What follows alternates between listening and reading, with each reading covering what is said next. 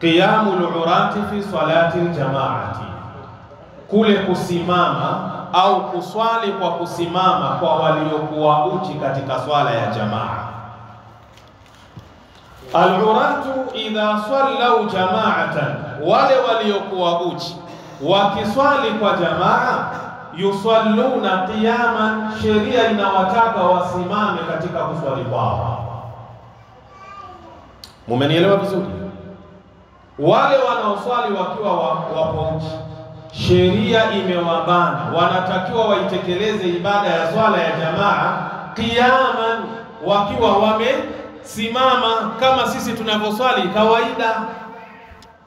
Wa huwa madhhabu al-Malikiyyah wa Shafi'iyyah, ni madhehebu ya Imamu Malik na Imamu Shafi'i. Wa riwayatun an Ahmad, na riwaya kutoka kwa Imamu Ahmad. Nenda kwenye kitabu Al-Kafil ibn Abd al-Barr, kitabu nambari 1 ukurasa 239. Nenda kwenye kitabu Al-Majmu' lin-Nawawi, kitabu nambari 3 ukurasa 182. Nenda kwenye kitabu Al-Mughni ibn Qudamah, kitabu nambari 1 ukurasa 428. Wadhalika lil'ati, na hilo la waliokuwa uchi kuswali hali ya kuwa wamesimama ni kwa sababu ya hizi zinazofuata. Awalan, sababu ya kwanza, linususi dalati ala wujubi ruku'i was-sujudi, ni kwa sababu ya dalili ambazo zilizothibiti kwenye Qur'ani na hadithi za Mtume sallallahu alayhi wasallama, ambazo zimetupa muongozo kwamba ni lazima uwe utaswali kusimama na kurukuu na kusujudu. Zote hizi ni nguzo ya jamaa, tutakuja kuona inshallah. Nenda kwenye kitabu Adh-Dhakhiratu lil-Qurafi, kitabu nambari 2 ukurasa ni wa 107. Thania, ni muongozo wa pili, anna al-qiyama war-ruku'a was-sujuda arkanun muttafaqun 'alayha, kwa sababu ya hili jambo la kusimama kwenye swala ikiwa unaswali, na hili jambo la kurukuu katika ibada ya swala, na hili jambo la kusujudu katika ibada ya swala, hizi ni nguzo za swala ambazo maulama wamekubaliana na kuwafikiana juu yake. Wasutra, na hili jambo la kuvaa mavazi, shartun mukhtalafun fihi, ni sharti ambalo maulama wamekhtalifiana ndani yake. Tuelewane hapo. Jambo la kusimama ikiwa unaswali, jambo la kurukuu ikiwa unaswali, jambo la kusujudu ikiwa unaswali, hizi ni nguzo maulama wameafikiana, wamekubaliana juu ya nguzo hizi. Tumeelewana vizuri?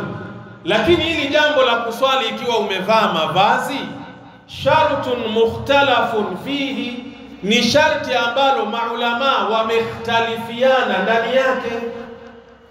Wal arkanu muqaddamatun ala shuruti, na hizi nguzo ndio zinatangulizwa mwanzo kuliko hizi sharti za swala.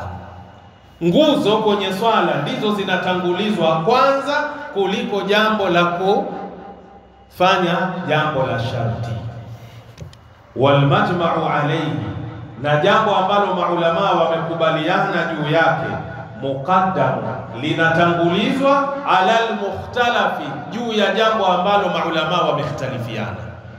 Ikiwa kuna kauli maulama wamekubaliana juu yake, alafu kuna kauli ambayo maulama wamekhtalifiana juu yake, inatangulia hukumu ya maulama waliokubaliana, kisha ndo inakuja nyuma hukumu ya maulama waliokhtalifiana. Sijui tumeelewana vizuri? Kwa hiyo anasema wal majma'u alayhi, na jambo ambalo maulama wamekubaliana ndani yake, muqaddamun, ndilo linalotangulizwa ala al-mukhtalafi fihi, juu ya lile jambo ambalo maulama wamekhtalifiana ndani yake. Leo tuchukue mfano tu wa sisi kibinadamu hapa.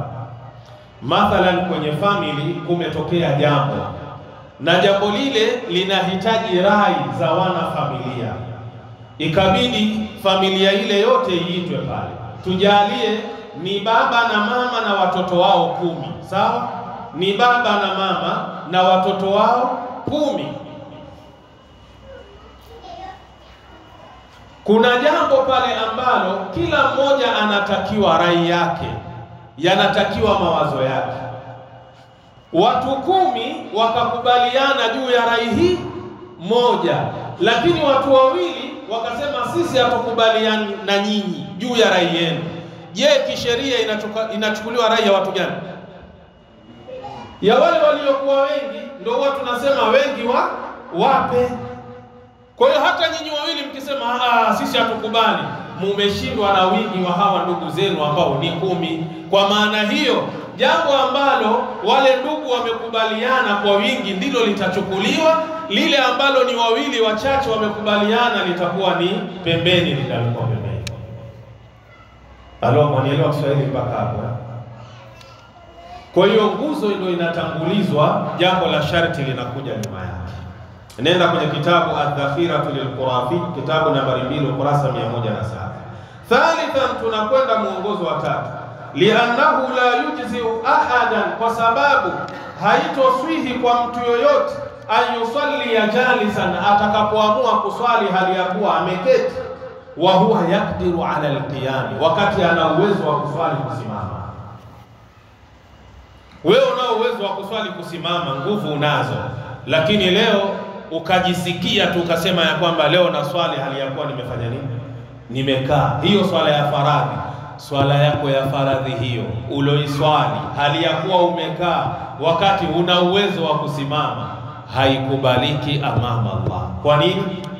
Umevunja nguzo ambayo ni nini? Alqiyamu lilqadiri, ni kusimama kwa yule mwenye uwezo wa kusimama. Nenda kwenye kitabu Al-Kafi ibn Abd al-Barr, kitabu nambari 1 ukurasa 239.